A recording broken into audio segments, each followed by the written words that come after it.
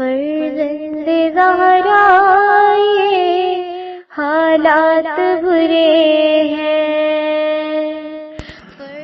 کاشانۂ بصیرت ایک ایسا مکمل یوٹیوب چینل جس پر محروم بصارت کے لیے بالخصوص اور تمام افراد کے لیے بالعموم سینکڑوں کی تعداد میں اسلامی کتب دستیاب ہیں۔ لہذا گزارش ہے کہ آپ اپنی ذمہ داری نبھاتے ہوئے کاشانۂ بصیرت کو سبسکرائب کرنے کے ساتھ ساتھ بیل آئیکن کو پریس کیجیے تاکہ آپ علم کے حصول کے ساتھ ساتھ مذہب اہل بیت کی اشاعت میں بھی اہم کردار ادا کرتے رہیں۔ کاشانۂ بصیرت، کاشانۂ بصیرت، کاشانۂ بصیرت۔ فرزند زہرا یہ حالات برے ہیں۔ السلام علیکم ورحمۃ اللہ وبرکاتہ۔ سامعین، آپ سماعت فرما رہے ہیں حکم اذاں۔ مؤلف ہیں ڈاکٹر محمد تیجانی سماوی، مترجم ہیں مستجاب احمد انصاری۔ آج ہم آپ کے سامنے اس کی 14ویں ریکارڈنگ پیش کر رہے ہیں، صفحہ نمبر 222 سے۔ عنوان ہے ائمہ علیہم السلام کی عصمت۔ شیعوں کا عقیدہ ہے کہ نبی کی طرح امام کے لیے بھی ضروری ہے کہ وہ تمام ظاہری اور باطنی برائیوں سے بچپن سے لے کر موت تک محفوظ رہے، اس سے عمدن یا سہون کوئی گناہ سرزد نہ ہوا ہو اور بھول چوک اور خطا سے محفوظ ہو، کیونکہ ائمہ شریعت کے نگراں اور محافظ ہیں، اور اس لحاظ سے ان کی حیثیت وہی ہے جو نبی کی ہے۔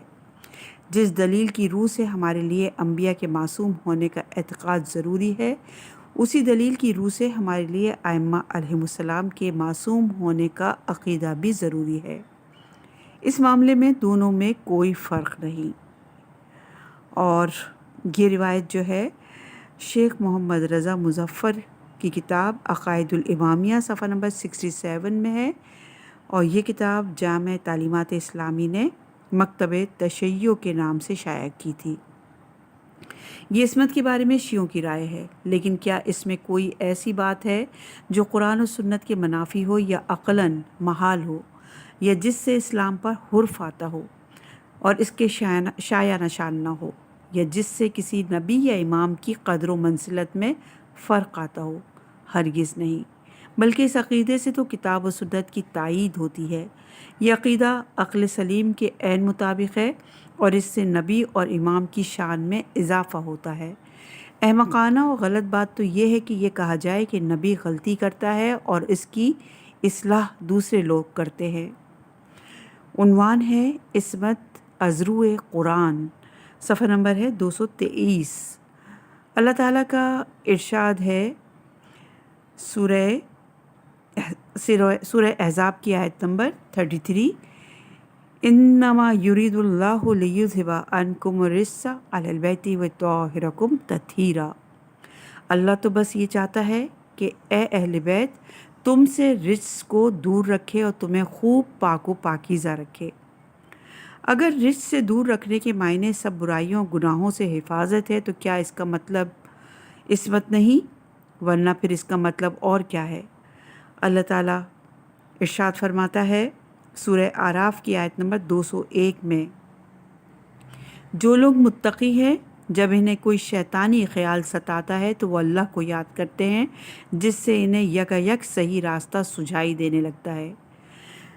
جب شیطان کسی متقی شخص کو بہکانا اور گمراہ کرنا چاہتا ہے تو اگر وہ اللہ کو یاد کرتا ہے تو اللہ اسے شیطان کے دام فریب سے بچا لیتا ہے اور اسے راہ حق دکھا دیتا ہے جس پر وہ چل پڑتا ہے۔ جب عام مومن کی یہ صورت ہے تو ان لوگوں کا کیا کہنا جو اللہ کے چنیدہ بندے ہیں اور جنہیں اللہ نے ہر آلودگی سے پاک رکھا ہے۔ سورہ فاطر کی آیت نمبر 32 میں ارشاد باری تعالیٰ، پھر ہم نے وارث بنا دیا کتاب کا ان کو جنہیں ہم نے اپنے بندوں میں سے چن لیا۔ جسے اللہ چنے گا وہ بلا شبہ بلا شک معصوم عن الخطا ہوگا۔ خاص اسی آیت سے امام رضا علیہ السلام نے ان علماء کے سامنے استدلال کیا تھا جنہیں عباسی خلیفہ مامون نے جمع کیا تھا۔ امام رضا علیہ السلام نے یہ ثابت کیا تھا کہ اس آیت میں چنیدہ بندوں سے مراد ائمہ اہل بیت ہی ہیں جنہیں اللہ نے کتاب کا وارث بنایا ہے۔ جو علماء وہاں موجود تھے انہوں نے امام کی بات تسلیم کر لی تھی، اور یہ روایت ابن عبد ربا اندلسی العقائد الفرید جلد نمبر 3 صفحہ نمبر 42 پر ہے۔ یہ قرآن کریم سے بعض مثالیں ہیں جن کے علاوہ اور بھی آیات ہیں جن سے ائمہ کی عصمت ثابت ہوتی ہے، مثلاً ائمۃً یہدون بامرنا وغیرہ، لیکن ہم بد نظر اختصار اتنے ہی پر اکتفا کرتے ہیں۔ صفحہ نمبر ہے 224 اور عنوان ہے عصمت از روئے حدیث۔ رسول اللہ صلی اللہ علیہ وآلہ وسلم نے فرمایا، لوگوں میں تمہارے درمیان وہ چیزیں چھوڑ رہا ہوں کہ جب تم ان سے جڑے رہو گے ہرگز گمراہ نہیں ہوگے، اور وہ ہیں اللہ کی کتاب اور میری اطرت یعنی میرے اہل بیت۔ اور یہ روایت محمد بن عیسیٰ ترمذی جامع ترمذی جلد نمبر 5 صفحہ نمبر 328 پر موجود ہے۔ جیسا کہ آپ دیکھ رہے ہیں کہ یہ حدیث ائمہ اہل بیت کے معصوم ہونے کے بارے میں صریح شہادت ہے۔ اولاً اس لیے کہ اللہ کی کتاب معصوم ہے، اس میں باطل کا کسی طرف سے کوئی دخل نہیں، کیونکہ وہ اللہ کا کلام ہے، اور جو اس میں شک کرے وہ کافر ہے۔ ثانیاً اس لیے کہ وہ کتاب اور اطرت کو تھامے رہے اور گمراہی سے محفوظ و مامون رہتا ہے۔ اس حدیث سے معلوم ہوتا ہے کہ کتاب و اطرت میں غلطی کی گنجائش نہیں۔ ایک اور حدیث میں رسول اللہ صلی اللہ علیہ وآلہ وسلم نے فرمایا، میرے اہل بیت کی مثال کشتی نوح کی سی ہے، جو اس میں سوار ہو گیا نجات پا گیا، اور جس نے گریز کیا وہ ڈوب گیا۔ اور یہ روایت مستدرک الحاکم جلد نمبر 2 صفحہ نمبر 243، کنز الاعمال جلد نمبر 5 صفحہ نمبر 95، سواق المحرقہ صفحہ نمبر 184 پر موجود ہے۔ جیسا کہ آپ دیکھ رہے ہیں کہ اس حدیث میں تصریح ہے کہ ائمہ اہل بیت علیہم السلام معصوم ہیں، اس وجہ سے جو ان کی کشتی میں سوار ہو جائے گا وہ نجات پا جائے گا، اور جو پیچھے رہ جائے گا گمراہی کے سمندر میں ڈوب جائے گا۔ رسول اللہ صلی اللہ علیہ وآلہ وسلم نے فرمایا، جو میری طرح کی زندگی چاہتا ہے وہ میری طرح مرنا چاہتا ہے اور اس جنت الخلد میں جانا چاہتا ہے جس کا میرے رب نے مجھ سے وعدہ کیا ہے، تو وہ علی سے اور ان کے بعد ان کی اولاد سے دوستی رکھے، اس لیے کہ وہ تمہیں ہدایت کے دروازے سے باہر نکلنے نہیں دیں گے اور گمراہی کے دروازے میں گھسنے نہیں دیں گے۔ اور یہ روایت کنز الاعمال جلد نمبر 6 صفحہ نمبر 155، مجموع الزوائد جلد نمبر 9 صفحہ نمبر 108، تاریخ دمشق جلد نمبر 2 صفحہ نمبر 99، مستدرک الحاکم جلد نمبر 3 صفحہ نمبر 128، حیلۃ الاولیاء جلد نمبر 4 صفحہ نمبر 349، احقاق الحق جلد نمبر 5 صفحہ نمبر 108 پر موجود ہے۔ اس حدیث میں تصریح ہے کہ ائمہ اہل بیت جو علی اور اولاد علی ہیں وہ معصوم عن الخطا ہیں، کیونکہ جو لوگ ان کا اتباع کریں گے وہ انہیں گمراہی کے دروازے میں داخل نہیں ہونے دیں گے۔ ظاہر ہے کہ جو خود غلطی کر سکتا ہے وہ دوسروں کو ہدایت کیسے کرے گا۔ رسول اللہ صلی اللہ علیہ وآلہ وسلم نے فرمایا، میں ڈرانے والا ہوں اور علی ہدایت دینے والے ہیں۔ اے علی، ہدایت کے طالب میرے بعد تم سے ہدایت حاصل کریں گے۔ اور یہ جو روایت طبری جامع البیان تفسیر القرآن جلد نمبر 13 صفحہ نمبر 108، اور رازی کی تفسیر الکبیر جلد نمبر 5 صفحہ نمبر 271، ابن کثیر تفسیر القرآن العظیم جلد نمبر 2 صفحہ نمبر 502، شوکانی تفسیر فتح القدیر جلد نمبر 3 صفحہ نمبر 70، سیوطی کی تفسیر دار منصور جلد نمبر 4 صفحہ نمبر 45، حسکانی شواہد تنزیل جلد نمبر 1 صفحہ نمبر 293 پر موجود ہے۔ اہل نظر پر مخفی نہیں کہ اس حدیث میں بھی عصمت امام کی تصریح ہے۔ امام علی علیہ السلام نے خود بھی اپنے معصوم ہونے اور اپنی اولاد میں سے دوسرے ائمہ کے معصوم ہونے کی تصریح کی ہے۔ آپ نے کہا، تم کہاں جا رہے ہو اور تمہیں کدھر موڑا جا رہا ہے؟ حالانکہ ہدایت کے پرچم اڑ رہے ہیں، نشانیاں صاف اور واضح ہیں، منارہ نور استادہ ہے۔ تم کہاں بھٹک رہے ہو اور کیوں بہک رہے ہو؟ نبی کی اطرت تمہارے درمیان موجود ہے، جو حق کی باغ دوڑ ہے، دین کے نشان ہیں اور سچائی کی زبان ہے، جو قرآن کی بہتر سے بہتر منزل سمجھ سکو وہیں ان کو بھی جگہ دو، ان کی طرف اس طرح دوڑو جیسے پیاسے پانی کی طرف دوڑتے ہیں۔ اے لوگو، خاتم النبیین صلی اللہ علیہ وآلہ وسلم کے اس ارشاد کو سنو کہ انہوں نے فرمایا، ہم میں سے جو مرتا ہے وہ مر تو جاتا ہے مگر مردہ نہیں ہوتا۔ اور یہاں حاشیے میں علامہ اقبال کا ایک شعر لکھا ہوا ہے، فرشتہ موت کو چھوتا ہے گو بدن تیرا، تیرے وجود کے مرکز سے دور رہتا ہے۔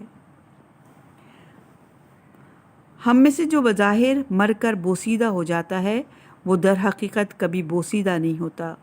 تم وہ بات نہ کہو جو تمہیں معلوم نہیں، کیونکہ اکثر وہی بات صحیح ہوتی ہے جس کا تم انکار کرتے ہو۔ جس کے خلاف تمہارے پاس کوئی دلیل نہ ہو اسے معذور سمجھو۔ اور میں ایسا ہی شخص ہوں، کیا میں نے تمہارے درمیان ثقل اکبر یعنی قرآن پر عمل نہیں کیا؟ اب میں تمہارے درمیان ثقل اصغر چھوڑ رہا ہوں، میں نے تمہارے درمیان ایمان کا جھنڈا گاڑ دیا ہے۔ یہ نہج البلاغہ کا خطبہ نمبر 85 ہم نے آپ کے سامنے پیش کیا۔ کیا ان تمام آیات قرآنی، احادیث نبوی اور اقوال علی کے بعد بھی عقل ان ائمہ کی عصمت کا انکار کر سکتی ہے جنہیں اللہ نے چنیدہ اور برگزیدہ قرار دیا ہے؟ جواب یہ ہے کہ نہیں، ہرگز نہیں، بلکہ عقل تو یہ کہتی ہے کہ ان کی عصمت ایک حتمی اور لا ابدی امر ہے، اس لیے کہ انسانوں کی قیادت اور ہدایت کا منصب جن کے سپرد کیا گیا ہو، ممکن نہیں کہ وہ معمولی انسان ہوں جو بھول چوک اور غلطی کا شکار ہوتے ہیں، اور جن کی پیٹھ پر گناہوں کی گٹھڑی لدی ہوئی ہو، جن پر لوگ نکتہ چینی کرتے ہوں، عیب لگاتے ہوں، کیڑے نکالتے ہوں۔ بلکہ عقل کا تقاضا تو یہ ہے کہ وہ اپنے زمانے میں سب سے زیادہ عالم، سب سے زیادہ نیک، سب سے زیادہ بہادر اور سب سے بڑھ کر متقی اور پرہیزگار ہوں، کہ یہی ہے رخت سفر میر کارواں کے لیے۔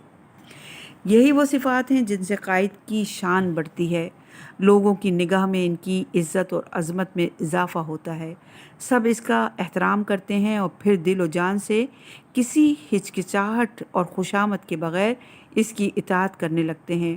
جب یہ بات ہے تو پھر اس کے ماننے والوں کے خلاف یہ طعن و تشنیع کیوں اور یہ شور و غوغا کیسا؟ اس سلسلے میں اہل سنت نے شیعوں پر جو تنقید کی ہے، اگر وہ آپ سنیں اور پڑھیں تو آپ کو ایسا معلوم ہوگا کہ گویا شیعہ جس کو چاہتے ہیں تمغہ عصمت پہنا دیتے ہیں، یا جو عصمت کا قائل ہے وہ کوئی کلمہ کفر منہ سے نکال رہا ہے، یا گویا وہ معصوم کے متعلق کہہ رہا ہے کہ یہ ایسا دیوتا ہے، نہ اس کو اونگ آتی ہے نہ نیند۔ در حقیقت ایسی کوئی بھی بات نہیں۔ عصمت ائمہ نہ کوئی عجیب و غریب بات ہے، نہ محال اور ناممکن۔ شیعوں کے نزدیک عصمت کے معنی فقط یہ ہیں کہ معصوم اللہ تعالیٰ کی خاص رحمت اور حفاظت میں ہوتا ہے، کہ شیطان اس کو ورغلا نہیں سکتا اور نفس امارہ اس پر غلبہ پا نہیں سکتا، اسے معصیت کی طرف کھینچ لے جائے۔ یہ وہ بات ہے کہ جس سے اللہ کے دوسرے متقی بندے بھی محروم نہیں۔ ابھی یہ آیت گزر چکی ہے کہ ان الذین اتقوا اذا مسهم طائف من الشیطان تذکرهم فاذا هم مبصرون، مگر عام اہل تقویٰ کی یہ عصمت وقتی اور عارضی ہوتی ہے، اور اس کا تعلق ایک خاص حالت سے ہوتا ہے۔ اگر بندہ تقوی کی کیفیت سے دور ہٹ جائے تو اللہ تعالیٰ پھر اسے گناہوں سے محفوظ نہیں رکھتا، مگر امام جسے اللہ منتخب کرتا ہے کسی حالت میں بھی تقوی اور خوف خدا کی راہ سے بال برابر بھی نہیں سرکتا، ہمیشہ گناہوں اور خطاؤں سے محفوظ رہتا ہے۔ قرآن حکیم میں حضرت یوسف کے قصے میں ہے کہ سورہ یوسف کی آیت نمبر 24 میں اس عورت نے ان کا قصد کیا اور وہ بھی اگر اپنے پروردگار کی دلیل نہ دیکھ چکے ہوتے تو قصد کر بیٹھتے، پس ہم نے انہیں بچا لیا تاکہ ہم ان سے برائی اور بے حیائی کو دور رکھیں، بے شک وہ ہمارے خاص بندوں میں سے تھے۔ واضح ہے کہ حضرت یوسف علیہ السلام نے ہرگز زنا کا قصد نہیں کیا تھا، کیونکہ معاذ اللہ اس قبیح فعل کا قصد انبیاء کی شان نہیں ہے۔ البتہ آپ نے اس عورت کو روکنے، دھکا دینے اور ضرورت ہو تو اس کو مارنے کا قصد ضرور کیا تھا، لیکن اللہ تعالیٰ نے ایسی غلطی کے ارتکاب سے آپ کو بچا لیا، کیونکہ اگر یہ غلطی ہو جاتی تو آپ پر زنا کی کوشش کا الزام لگ جاتا اور ان لوگوں سے آپ کو نقصان پہنچتا۔ قرآن شریف میں رب باری کا ارشاد ہے، سورہ یوسف کی آیت نمبر 53 میں اپنے نفس کی برات کا اظہار نہیں کرتا، کیونکہ نفس تو برائی ہی سکھاتا رہتا ہے، مگر یہ کہ جس پر پروردگار رحم کرے۔ جب اللہ تعالیٰ اپنے بندوں میں سے اپنے دوستوں کو چن لیتا ہے تو پھر اس کو سکھاتا ہے کہ انہیں کیا کرنا چاہیے، اور ان کو برائی اور گندی باتوں سے بچاتا ہے اور ان پر رحم کرتا ہے، تو انہیں کسی برائی میں ملوث نہیں ہونے دیتا۔ یہ سب اس لیے کرتا ہے کیونکہ وہ اس کے ہر معنی میں خاص بندے ہوتے ہیں، لیکن اگر کوئی یہ تسلیم کرنا ہی نہیں چاہتا کہ اللہ تعالیٰ اپنے خاص الخاص بندوں کو برائیوں سے بچاتا ہے اور گناہوں سے محفوظ رکھتا ہے تو وہ آزاد ہے، اس پر کوئی زبردستی نہیں۔ ہم اس کی رائے کا بھی احترام کرتے ہیں، لیکن ان کا بھی فرض ہے کہ وہ دوسروں کی رائے کا احترام کرے جو عصمت ائمہ کے قائل ہیں اور جن کے پاس اپنے دلائل ہیں، خواہ مخواہ انہیں بدنام کرنے کی کوشش نہ کرے، جیسا کہ ایک شخص نے کی تھی جو پیرس میں لیکچر دینے آیا تھا، یا جیسا کہ افسوس سے کہنا پڑتا ہے کہ اکثر علماء اہل سنت کرتے ہیں جب وہ اپنی تحریروں میں اس موضوع کا مذاق اڑاتے ہیں۔ صفحہ نمبر ہے 229، عنوان ہے ائمہ کی تعداد۔ شیعہ کہتے ہیں کہ رسول اللہ صلی اللہ علیہ وآلہ وسلم کے بعد ائمہ معصومین کی تعداد 12 ہے۔ یہ تعداد نہ کم ہو سکتی ہے نہ زیادہ۔ رسول اللہ صلی اللہ علیہ وآلہ وسلم نے ان ائمہ کی تعداد کے ساتھ ان کے نام بھی گنوائے ہیں، اور یہ روایت سلیمان قندوسی حنفی ینابع مودہ کے جز نمبر 3 صفحہ نمبر 99 پر ہے، اور نام یہ ہیں ائمہ علیہ السلام کے: نمبر 1 امام علی ابن ابی طالب، نمبر 2 امام حسن بن علی، نمبر 3 امام حسین بن علی، نمبر 4 امام علی بن حسین یعنی زین العابدین، نمبر 5 امام محمد بن علی یعنی امام محمد باقر علیہ السلام، نمبر 6 امام جعفر بن محمد یعنی امام صادق علیہ السلام، نمبر 7 امام موسیٰ بن جعفر یعنی امام موسیٰ کاظم علیہ السلام، نمبر 8 امام علی بن موسیٰ امام رضا علیہ السلام، نمبر 9 امام محمد علی یعنی امام محمد تقی علیہ السلام، نمبر 10 امام علی بن محمد یعنی امام علی نقی علیہ السلام، نمبر 11 امام حسن بن علی یعنی حسن عسکری علیہ السلام، نمبر 12 امام محمد بن حسن یعنی مہدی منتظر علیہ السلام۔ یہ ائمہ اثنا عشر جن کی عصمت کے شیعہ قائل ہیں، بعض افطرا پرداس یہ کہہ کر کچھ مسلمانوں کو دھوکہ دیتے ہیں کہ شیعہ اہل بیت کی عصمت کے قائل ہیں، اور دیکھو شاہ حسین بادشاہ اردن بھی اہل بیت سے ہے، اور اسی طرح شاہ حسن ثانی بادشاہ مراکش بھی اہل بیت میں سے ہے۔ اب تو کچھ لوگ یہ بھی کہنے لگے کہ شیعہ امام خمینی کو بھی معصوم مانتے ہیں۔ یہ ہے مسخرہ پن، افتراء اور سفید جھوٹ۔ شیعہ علماء اور اعلیٰ تعلیم یافتہ تو درکنار، ایسی بات تو شیعہ عوام بھی نہیں کہتے۔ ان مسخروں کی جب اور کوئی تدبیر کارگر نہیں ہوتی تو وہ سوچتے ہیں کہ شاید اسی طرح وہ لوگوں کو، خصوصاً نوجوانوں کو جو اس قسم کے پروپیگنڈے پر آسانی سے یقین کر لیتے ہیں، شیعوں سے متنفر کر سکیں۔ شیعہ پہلے بھی اور آج بھی فقط ان ہی ائمہ کے معصوم ہونے کے قائل ہیں جن کے نام رسول اللہ صلی اللہ علیہ وآلہ وسلم نے اس وقت بتلا دیے تھے جب وہ ابھی پیدا بھی نہیں ہوئے تھے۔ جیسا کہ ہم پہلے ذکر کر چکے ہیں کہ خود بعض علماء اہل سنت نے ایسی روایات نقل کی ہیں جن میں ان آئمہ کے نام آئے ہیں۔ بخاری و مسلم نے بھی اپنی صحیحین میں آئمہ کی تعداد سے متعلق حدیث نقل کی ہیں، جس کے مطابق آئمہ 12 ہیں اور وہ سب قریش سے ہیں، اور یہ ہے صحیح بخاری کی جلد نمبر 8 صفحہ نمبر 127 پر، اور صحیح مسلم کی جلد نمبر 6 صفحہ نمبر 3 پر۔ ان احادیث کا مطلب اسی وقت ٹھیک بیٹھتا ہے جب ہم 12 اماموں سے مراد وہ آئمہ اہل بیت لیں جن کے شیعہ قائل ہیں، ورنہ تو اہل سنت بتلائیں کہ اس چیستان کا حل کیا ہے۔ اہل سنت نے اپنی صحاح میں آئمہ اثنا عشر والی احادیث تو نقل کی ہے، لیکن یہ آج تک معمہ ہے کہ ان سے مراد کون سے 12 امام ہیں، مگر پھر بھی سنیوں کو یہ توفیق کہاں کہ وہ اس بات کو مان لیں جس کے شیعہ قائل ہیں۔ صفحہ نمبر ہے 231 اور عنوان ہے آئمہ کا علم۔ اہل سنت کا ایک اور اعتراض یہ ہے کہ شیعہ یہ کہتے ہیں کہ آئمہ اہل بیت سلام اللہ علیہ کو اللہ تعالیٰ نے ایسا خصوصی علم عطا کیا جس میں کوئی ان کا شریک اور سہیم نہیں ہے، اور یہ کہ امام اپنے زمانے کا سب سے بڑا عالم ہوتا ہے، اس لیے یہ ممکن نہیں کہ کوئی شخص امام سے کوئی سوال کرے اور امام سے اس کا جواب بن نہ پڑے۔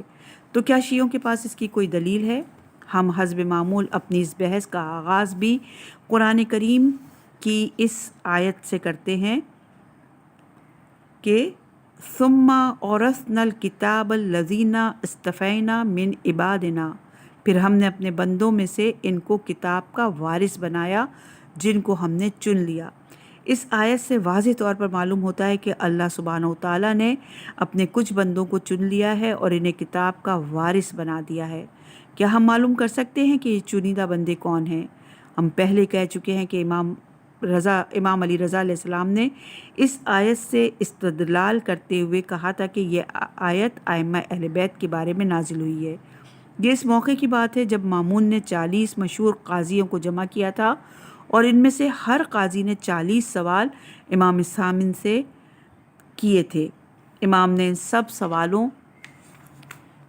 کے مسکت جواب دیے، اور بالآخر سب قاضیوں کو ان کی علمیت کا اعتراف کرنا پڑا، اور یہ روایت ابن عبد ربا اندلسی عقد الفرید جلد نمبر 3 صفحہ نمبر 42 پر ہے۔ جس وقت ان قاضیوں اور امام کے درمیان یہ مناظرہ ہوا اور قاضیوں نے ان کی علمیت کا اقرار کیا، اس وقت امام کی عمر صرف 14 سال سے بھی کم تھی۔ پھر اگر شیعہ ان آئمہ کی علمیت کے قائل ہیں تو اس میں حیرت کی کیا بات ہے، جبکہ خود اہل سنت علماء بھی یہ بات تسلیم کرتے ہیں۔ اگر ہم قرآن کی تفسیر قرآن سے کریں گے تو ہم دیکھیں گے کہ متعدد آیات سے یہ بات واضح ہوتی ہے کہ اللہ سبحانہ و تعالیٰ نے اپنی حکمت بالغہ سے آئمہ اہل بیت کو وہ علم لدنی عطا کیا تھا جو انہی سے مختص تھا، اور یہ آئمہ واقعی ہادیوں کے پیشوا اور اندھیروں کے چراغ تھے۔ اللہ تعالیٰ نے فرمایا سورہ بقرہ کی آیت نمبر 269 میں، وہ جسے چاہتا ہے حکمت عطا کرتا ہے، اور جس کو حکمت عطا ہو گئی اسے بڑی نعمت عطا ہو گئی، اور نصیحت تو صاحبان عقل و فہم ہی قبول کرتے ہیں۔ اس کے علاوہ سورہ واقعہ کی آیت نمبر 75 سے 79 تک ارشاد باری تعالیٰ، پس میں قسم کھاتا ہوں ستاروں کی جگہ کی، اور اگر تم سمجھو تو یہ ایک بڑی قسم ہے، واقعی یہ قابل احترام قرآن ہے، ایک محفوظ کتاب ہے جسے کوئی مس نہیں کر سکتا بجز ان کے جو پاک کیے گئے ہیں۔ اس آیت میں اللہ نے ایک بڑی قسم کھا کر کہا کہ قرآن کریم میں ایسے باطنی اسرار ہیں جن کی حقیقت صرف ان کو معلوم ہے جو پاک کیے گئے ہیں۔ یہ پاکیزہ حضرات اہل بیت ہیں جن سے اللہ نے ہر طرح کی آلودگی کو دور رکھا ہے۔ اس آیت سے یہ بھی معلوم ہوتا ہے کہ قرآن سے متعلق کچھ باطنی علوم ہیں جن کو اللہ سبحانہ نے صرف آئمہ اہل بیت سے مختص کیا ہے۔ کسی دوسرے کو اگر ان علوم سے آگاہی حاصل کرنا ہو تو فقط ان آئمہ کے واسطے سے ہو سکتی ہے۔ سورہ آل عمران کی آیت نمبر 7 میں ارشاد باری تعالیٰ ہے، وہ اللہ ہی ہے جس نے آپ پر کتاب اتاری، اس کی بعض آیتیں محکم ہیں جو اس کتاب کا مدار ہیں اور بعض متشابہ ہیں، تو جن لوگوں کے دلوں میں کجی ہے وہ اسی حصے کے پیچھے ہو لیتے ہیں جو متشابہ ہیں، تاکہ فتنہ برپا کریں اور غلط مطالب نکالیں، جبکہ اس کا صحیح مطلب تو کوئی نہیں جانتا سوائے اللہ کے اور ان لوگوں کے جو علم میں دستگاہ کامل رکھتے ہیں اور کہتے ہیں کہ ہم اس پر ایمان لے آئے، یہ سب ہمارے پروردگار کی طرف سے ہے اور نصیحت تو عقل والے ہی قبول کرتے ہیں۔ اس آیہ کریمہ سے معلوم ہوتا ہے کہ اللہ سبحانہ و تعالیٰ نے قرآن میں ایسے اسرار و رموز رکھے ہیں جن کی تعویل یا وہ خود جانتا ہے یا وہ لوگ جو علم میں دسترست کامل رکھتے ہیں، جیسا کہ ان آیات سے معلوم ہوتا ہے جو گزشتہ اوراق میں ہم نے نقل کی اور ہم نے آپ کی سماعتوں کی نظر کی۔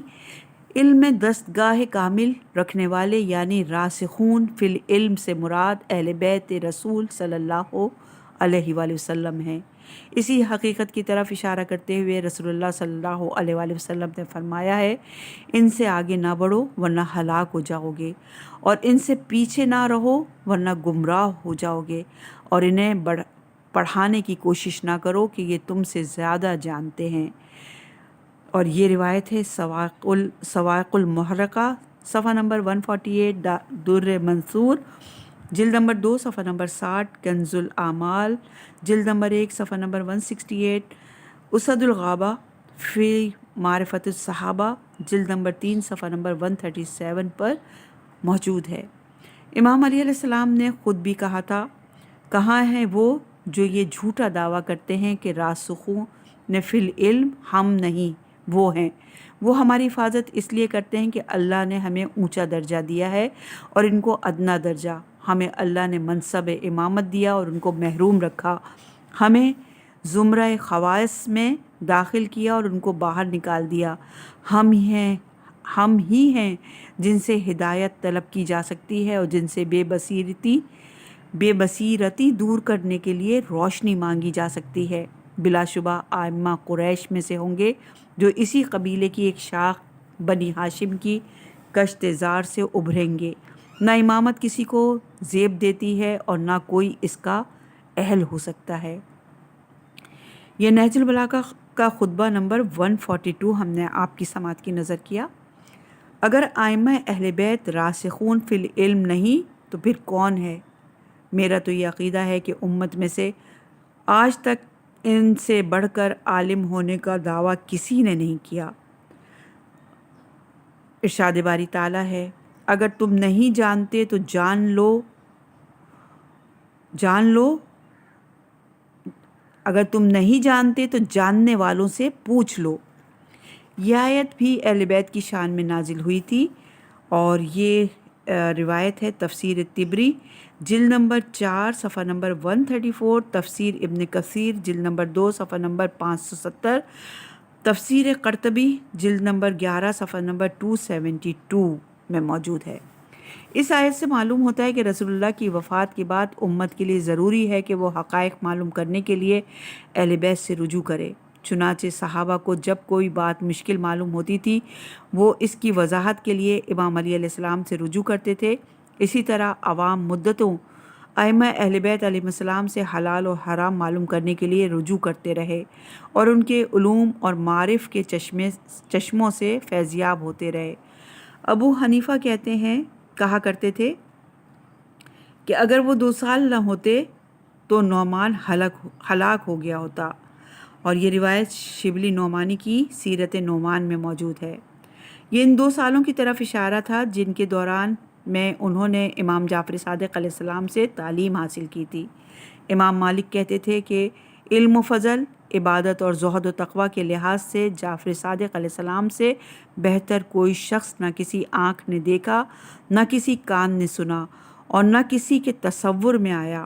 اور یہ روایت علامہ ابن شہر آشوب مناقب آل ابی طالب حالات امام صادق علیہ السلام میں موجود ہے۔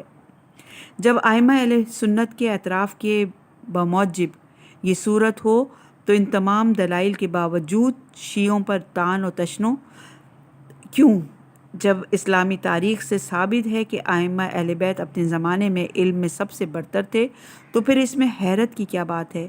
اللہ سبحانہ نے اپنے ان اولیاء کو جنہیں اس نے چن لیا تھا مخصوص حکمت اور علم لدنی سے نوازا اور انہیں مومنین کا پیشوا اور مسلمانوں کا امام مقرر کر دیا۔ اگر مسلمان ایک دوسرے کے دلائل سنیں تو وہ ضرور اللہ اور رسول کے فرمان کو تسلیم کریں گے اور ایسی امت واحدہ بن جائیں گے جو ایک دوسرے کی تقویت کا باعث ہو اور پھر نہ کوئی اختلاف رہے، نہ تفرقہ، نہ مختلف نظریات اور نہ مذاہب، نہ مسالک۔ یہ سب ہوگا اور ضرور ہوگا، اور جو ہونے والا ہے اس کے مطابق اللہ اپنا فیصلہ ضرور دے گا۔ سورہ انفال کی آیت نمبر 48 میں ارشاد باری تعالیٰ ہے، تاکہ جسے برباد ہونا ہو وہ کھلی نشانیاں آنے کے بعد برباد ہو، اور جسے زندہ رہنا ہو وہ بھی کھلی نشانیاں آنے کے بعد زندہ رہے۔ صفحہ نمبر ہے 236، عنوان ہے بدا۔ اس کے معنی ہیں اللہ تعالیٰ کے سامنے کوئی بات آئے جس کو کرنے کا اس کا ارادہ ہو، پھر اس کی رائے بدل جائے اور پہلے جس کام کا ارادہ تھا وہ اس کے بجائے کچھ اور کر لے۔ اہل سنت شیعوں کو متون کرنے کے لیے بدا کا مطلب اس طرح لیتے ہیں کہ گویا یہ نتیجہ اللہ تعالیٰ کی ذات میں جہل یا نقص کا ہے، اور پھر کہتے ہیں کہ شیعہ اللہ تعالیٰ کے جہل کے قائل ہیں۔ دراصل بدا کا یہ مطلب بالکل غلط ہے، شیعہ اس کے کبھی قائل نہیں رہے، اور جو شخص اس طرح کا عقیدہ ان سے منسوب کرتا ہے وہ افترا پردازی کرتا ہے۔ قدیم و جدید شیعہ علماء کے اقوال اس کے گواہ ہیں۔ شیخ محمد رضا مظفر اپنی کتاب عقائد الامامیہ میں کہتے ہیں، اس معنی میں اللہ تعالیٰ کے لیے بدا محال ہے کیونکہ یہ نقص ہے اور اللہ تعالیٰ کی لا علمی ظاہر کرتا ہے۔ شیعہ اس معنی میں بدا کے ہرگز قائل نہیں۔ امام صادق علیہ السلام فرماتے ہیں، جو شخص یہ کہتا ہے کہ بدا کے معنی ابداء الندامہ کے ہیں، یعنی اللہ تعالیٰ اپنی کسی رائے کو غلط پا کر اس پر نادم ہو کر اپنی وہ رائے بدل دیتا ہے، تو ایسا شخص کافر ہے۔ امام صادق علیہ السلام ہی نے فرمایا کہ جو شخص یہ سمجھتا ہے کہ اللہ تعالیٰ کے بدا کی وجہ اس کی لا علمی ہے تو پھر اس سے کوئی تعلق نہیں۔ بلفظ دیگر شیعہ جس بدا کے قائل ہیں وہ اس قرآنی آیت کے حدود کے اندر ہے، سورہ رات کی آیت نمبر 39، اور اللہ جس حکم کو چاہتا ہے مٹا دیتا ہے اور جس کو چاہتا ہے باقی رکھتا ہے، اور اصل کتاب اس کے پاس ہے۔ اس بات کے اہل سنت بھی اسی طرح قائل ہیں جس طرح شیعہ۔ پھر شیعوں پر ہی اعتراض کیوں کیا جاتا ہے، سنیوں پر کیوں نہیں؟ وہ بھی تو یہ مانتے ہیں کہ اللہ تعالیٰ احکام میں تغیر کر دیتا ہے، موت کا وقت بدل دیتا ہے اور رزق گھٹا بڑھا دیتا ہے۔ کیا کوئی پوچھنے والا اہل سنت سے پوچھ سکتا ہے کہ جب سب کچھ ازل سے الکتاب میں لکھا ہوا ہے تو پھر اللہ تعالیٰ اپنی مرضی کے مطابق یہ تغیر و تبدل کیوں کرتا رہتا ہے؟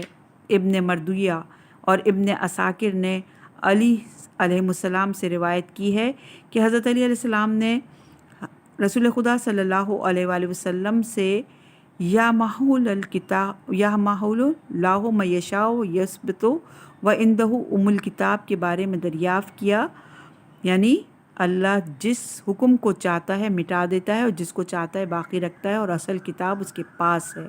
اس کے بارے میں دریافت کیا تو رسول اللہ نے فرمایا، میں اس کا ایسا مطلب بیان کروں گا کہ خوش ہو جاؤ گے، اور میرے بعد میری امت کی آنکھیں بھی اس سے ٹھنڈی ہوں گی۔ اگر صدقہ صحیح طریقے سے دیا جائے، والدین کے ساتھ نیکی کی جائے اور کسی پر احسان کیا جائے تو یہ سب باتیں ایسی ہیں کہ ان سے بدبختی خوشبختی میں بدل جاتی ہے، عمر بڑھتی ہے اور بری موت سے حفاظت رہتی ہے۔ ابن منظر اور ابن ابی حاتم نے اور بہیقی نے شعب الایمان میں اور قیس بن عباد رضی اللہ نے روایت نقل کی ہے، وہ کہتے ہیں کہ رسول اللہ صلی اللہ علیہ وآلہ وسلم نے فرمایا، الشہر الحرم میں سے ہر مہینے کی 10ویں تاریخ کی رات کو اللہ تعالیٰ کا ایک خاص معاملہ ہوتا ہے۔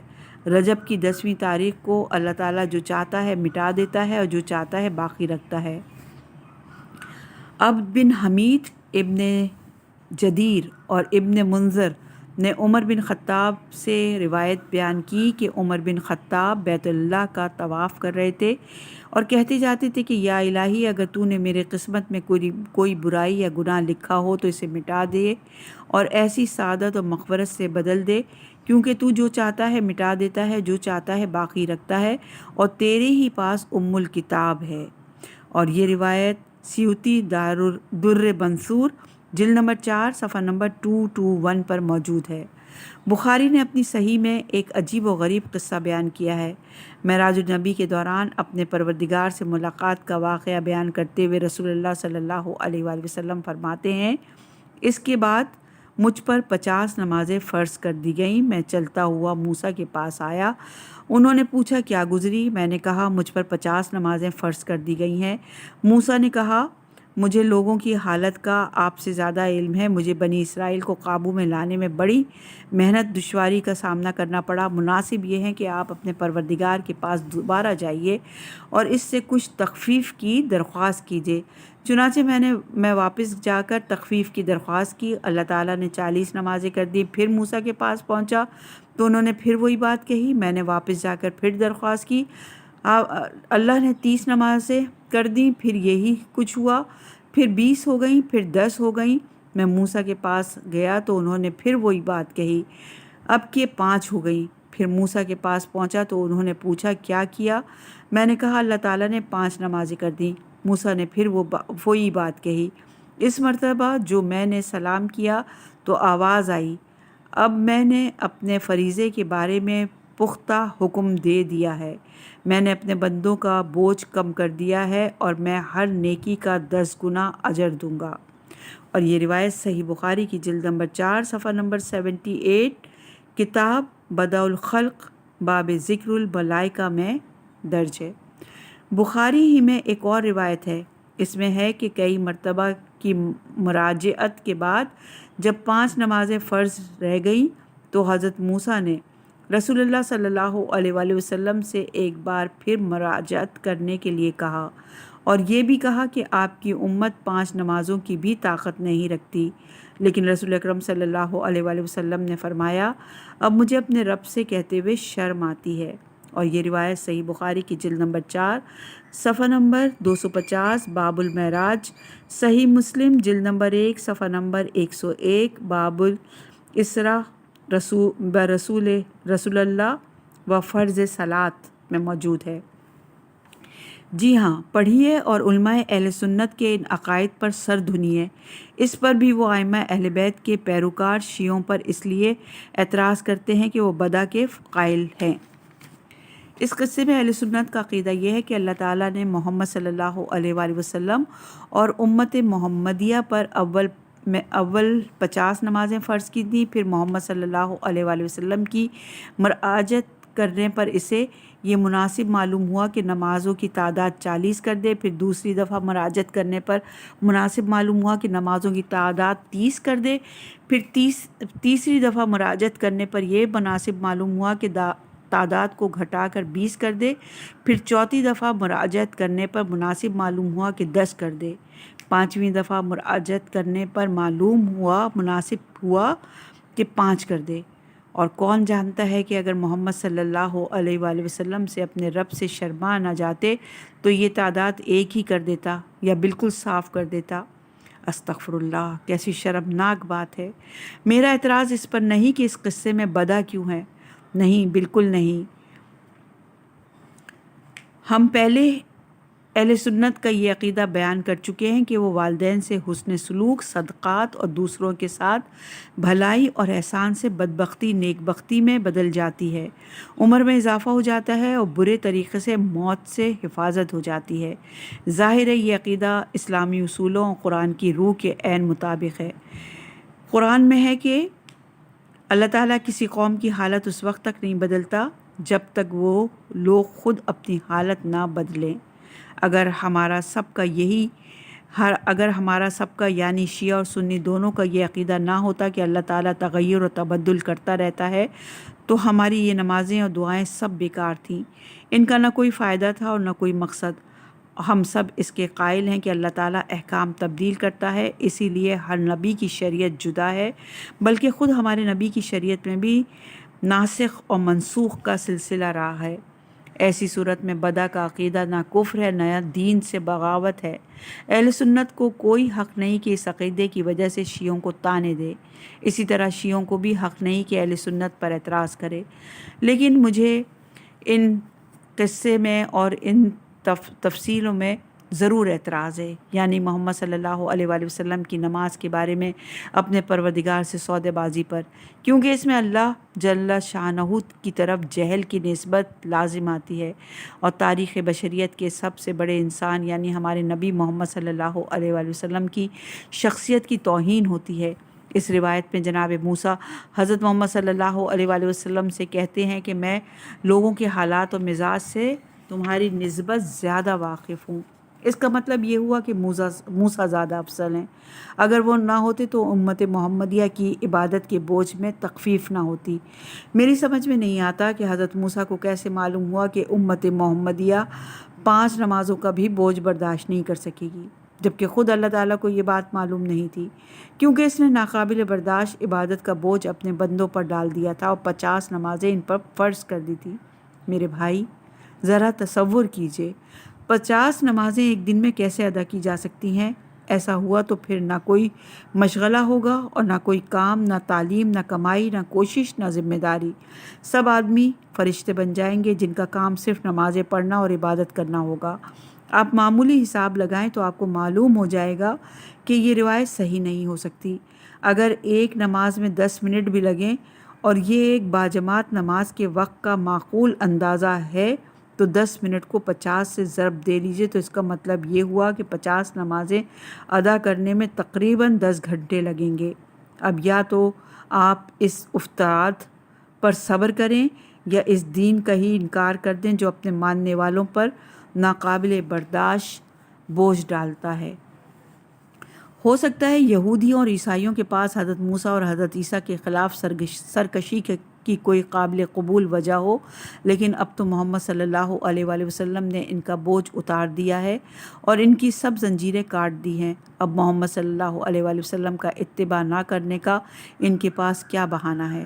اگر اہل سنت شیعوں پر اعتراض کرتے ہیں کہ شیعہ بدع کے قائل ہیں اور کہتے ہیں کہ اللہ جسے مناسب سمجھتا ہے تغیر اور تبدل کر لیتا ہے، تو وہ اپنے اوپر کیوں اعتراض نہیں کرتے جب وہ خود یہ کہتے ہیں کہ اللہ سبحانہ وتعالیٰ نے جب مناسب سمجھا تو ایک ہی حکم ایک ہی رات یعنی شب معراج میں 5 دفعہ بدل دیا۔ برا ہو اندھے تعصب اور اناد کا جو حقائق کو چھپاتا اور الٹا کر کے پیش کرتا ہے۔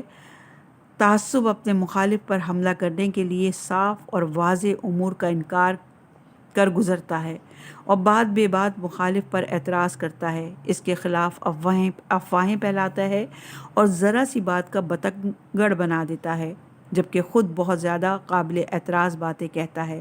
یہاں مجھے وہ بات یاد آ گئی جو حضرت عیسیٰ علیہ السلام نے یہود سے کہی تھی۔ آپ نے کہا تھا تم دوسروں کی آنکھ کا تنکا دیکھتے ہو اور اپنی آنکھ کا شتھیر نہیں دیکھتے۔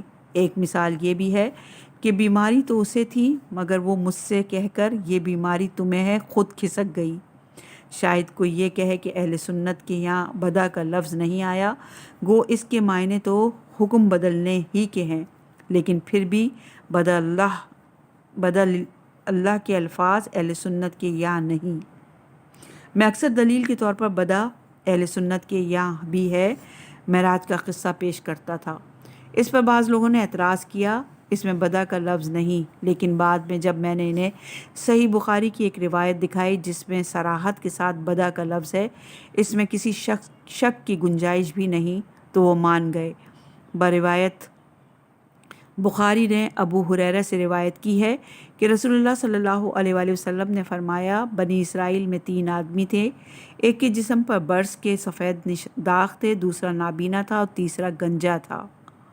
اللہ کو یہ مناسب معلوم ہوا کہ ان کا امتحان لے، چنانچہ ایک فرشتے کو بھیجا جو پہلے مبروس کے پاس آیا اور اس سے پوچھا تمہیں سب سے زیادہ کیا چیز پسند ہے؟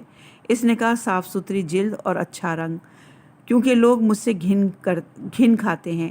فرشتے نے اس کے جسم پر ہاتھ پھیرا تو اس کی بیماری جاتی رہی اور خوبصورت رنگ نکل آیا۔ پھر فرشتے نے پوچھا تمہیں کس قسم کا مال پسند ہے؟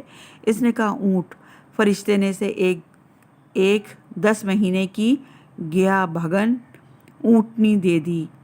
اس کے بعد فرشتے گنجے کے پاس گیا، اس سے پوچھا تمہیں سب سے زیادہ کیا چیز پسند ہے؟ اس نے کہا خوبصورت بال، اور میری یہ بیماری جاتی رہی، مجھ سے لوگ گھن کرتے ہیں۔ فرشتے نے اس کے سر پر ہاتھ پھیرا، اس کا گنج جاتا رہا اور عمدہ بال نکل آئے۔ اس کے بعد فرشتے نے پوچھا تمہیں کون سا مال سب سے زیادہ پسند ہے؟ اس شخص نے کہا گائے۔ فرشتے نے اسے ایک گیابہن گائے دے دی۔ اس کے بعد فرشتے اندھے کے پاس آئے، اس سے پوچھا تمہیں کون سی چیز سب سے زیادہ پسند ہے؟ اس نے کہا میں تو بس یہی چاہتا ہوں کہ اللہ میری بینائی لوٹا دے۔ فرشتے نے ہاتھ پھیرا تو بینائی واپس آ گئی۔ فرشتے نے پوچھا تمہیں کون سا مال پسند ہے؟ اس شخص نے کہا بھیڑیں۔ فرشتے نے اسے ایک بچوں والی بھیڑ دے دی۔ ایک مدت کے بعد جب ان لوگوں کے پاس اونٹ، گائے اور بھیڑیں خوب ہو گئیں اور ہر ایک کے پاس پورا غلہ ہو گیا تو فرشتے اسی شکل میں پھر آیا اور مبروز، گنجے اور نابینا میں سے ہر ایک کے پاس جا کر ان کے پاس جو جانور تھے ان میں سے کچھ جانور مانگے۔ مبروز اور گنجے نے انکار کر دیا، اس پر اللہ نے ان کو پھر ان کی شکل پر لوٹا دیا۔ نابینا نے جانور دے دیے تو اللہ تعالیٰ نے اس کے مال میں اور برکت دی اور اس کی بینائی بھی بحال رکھی۔ یہ روایت صحیح بخاری کی جلد نمبر 4 باب ما ذکر عن بنی اسرائیل میں ہے۔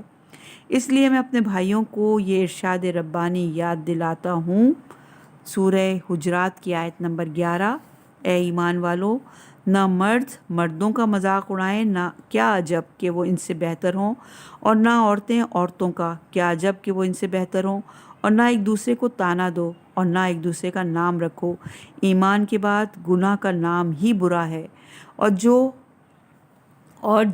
جو اب بھی توبہ نہ کرے وہی ظالم ٹھہریں گے۔